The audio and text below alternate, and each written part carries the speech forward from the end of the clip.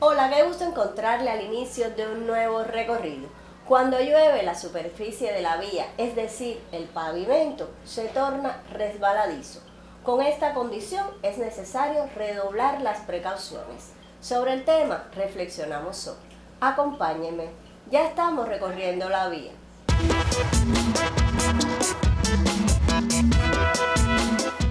En condiciones de lluvia, ¿cómo interactúan los neumáticos y el pavimento? ¿Por qué se hace necesario adoptar actitudes más responsables? Para entender entonces qué afecta el proceso de desplazamiento de los autos por una vía, tenemos, como casi siempre ocurre en mecánica, que remitirnos a los trabajos de Isaac Newton. En su célebre libro Los principios matemáticos de la filosofía natural, él establece 3 leyes de movimiento. Y una de estas leyes, la llamada tercera ley de Newton, o ley de la acción y la reacción, nos dice que cuando dos cuerpos interactúan, las fuerzas de interacción son de igual magnitud y de sentido contrario. ¿Qué quiere decir esto? Que si, por ejemplo, yo empujo la mesa hacia allá con una fuerza determinada, la mesa está empujando mi mano en sentido contrario exactamente con la misma fuerza. ¿A qué viene esto? Bueno, pues que es la fricción entre los neumáticos y el pavimento la que determina el movimiento del agua. Yo donde quiera que me coge el agua, parar, hacer un stop ahí hasta que el campo empiece, porque las carreteras y eso puedes patinar y puede ser más grave la cosa, la situación. Por tratar de llegar a un lugar más rápido, a lo mejor lo que te hace es la situación sea más grave y lo que haga es atrasarte más.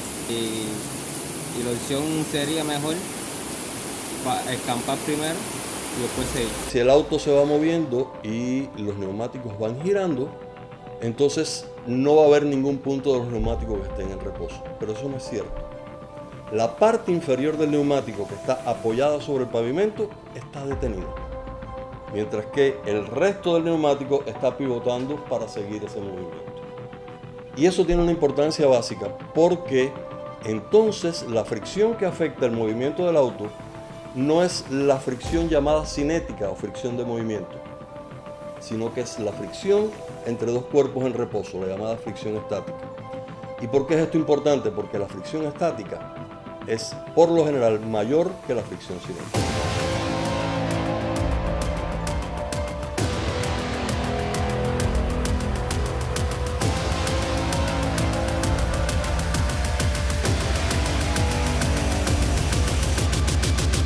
Lo que ocurre en el movimiento del auto es que el neumático se apoya sobre el pavimento, lo empuja hacia atrás con una fuerza, el pavimento le devuelve esa misma fuerza en sentido contrario y el auto se desplaza hacia adelante.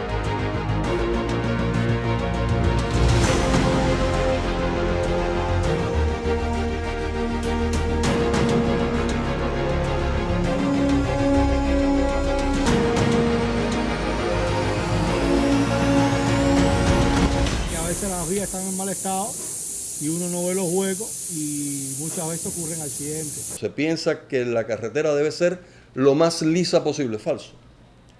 En el asfalto tiene que haber porosidad, porque esta porosidad que hay en el asfalto, incluso microporos del orden de los 10 micrómetros, o sea, 0.01 milímetros, influyen en la fricción.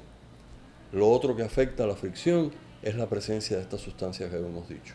De ellas quizás la que más afecta es el agua. Y es que tanto la física como las matemáticas no dan margen al error, por algo son ciencias exactas. Cuando en el asfalto está lloviendo, con la carretera está lloviendo, inmediatamente entre el neumático y el asfalto se crea una fina película de agua. Esta fina película de agua es muy difícil de evitar y esto hace que inmediatamente el coeficiente de fricción disminuye. Hay muchos residuos de aceite en las calles cuando uno frena. Tiene que andar a una velocidad adecuada para cuando frene el carro no patine, depende del estado técnico de los neumáticos. El movimiento del auto está influenciado por todo aquello que influencie la fricción entre el neumático y el pavimento. Aquí podemos hablar primero de la presencia de neumáticos en mal estado. Todo el que haya visto un neumático sabe que estos tienen un dibujo. Ese dibujo está asociado con dos cosas. Primero, asociado con aumentar la fricción Y segundo, ese dibujo favorece que sustancias, por ejemplo agua, aceite, tierra, que estén en la vía, se conduzcan hacia afuera y tratar de que impidan lo menos posible el buen contacto entre el neumático y el pavimento. Cuando la goma del auto deja de girar porque el conductor frena bruscamente, entonces pasamos de la fricción estática, que es muy alta, a la fricción cinética, que es más baja. El auto pierde contacto con el pavimento y puede realizar lo que se conoce con el nombre de hidroplaneo. O sea, el auto se desliza por encima de una capa de agua y se pierde totalmente el control. Estos frenazos, los conductores de experiencia lo saben, se deben evitar.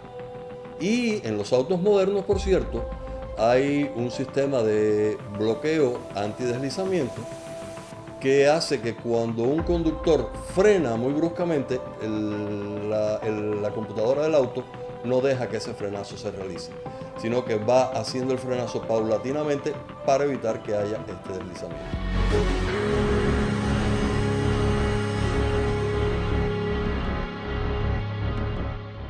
El que haya agua y sobre todo, más grave aún, agua mezclada con aceite o con combustible, la fricción se disminuye bruscamente y eso hace que el conductor pueda perder el control sobre el vehículo. No solo cuando frena, también en las curvas sin peralte. ¿De qué nos referimos con esto del peralte? Seguramente recordamos en las pistas de ciclismo, en las pistas cerradas de ciclismo, que la pista está inclinada. Eso es para ayudar a que los ciclistas puedan virar fácilmente. Si la curva no estuviera inclinada, las fuerzas de inercia, la llamada fuerza centrífuga, hace que el ciclista, o el conductor del auto en este caso, tienda a salir. De nuevo es la fricción la que impide que él salga, pero si la fricción se debilita, entonces es posible que el conductor, al llegar a la curva, en una curva horizontal, pierda el control del vehículo y pueda salir porque ha perdido fricción, porque el contacto entre el neumático y la carretera se hace menos intenso debido a la presencia de estos lubricantes. Uno de los riesgos es la visibilidad, que a veces hay poca visibilidad debido a la intensidad de la lluvia, y entonces al ocurrir esto uno debe ir más lento para evitar chocar con el delante o con algún peatón o algo que pase en la vía, ya que la visibilidad se acorta, la distancia se acorta. Lo otro es que los peatones también a veces incluso cruzan la calle porque no llevan con qué guarecerse, con qué taparse, y eso también es un problema en la vía. Hay que tener en cuenta eso también.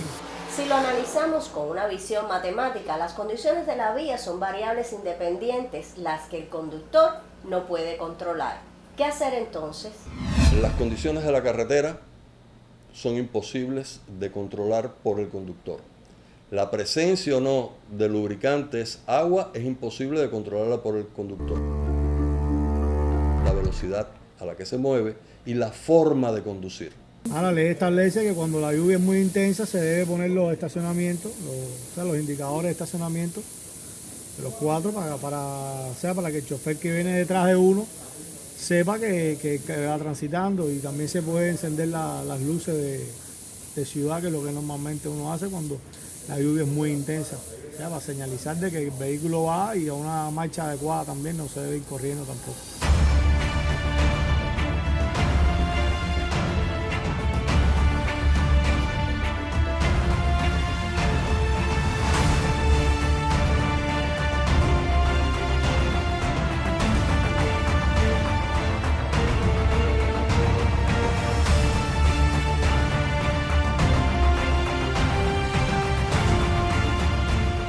Exceso de velocidad lloviendo pueden ocurrir accidentes graves debido a todo lo que había explicado de falta de visibilidad, de la vía.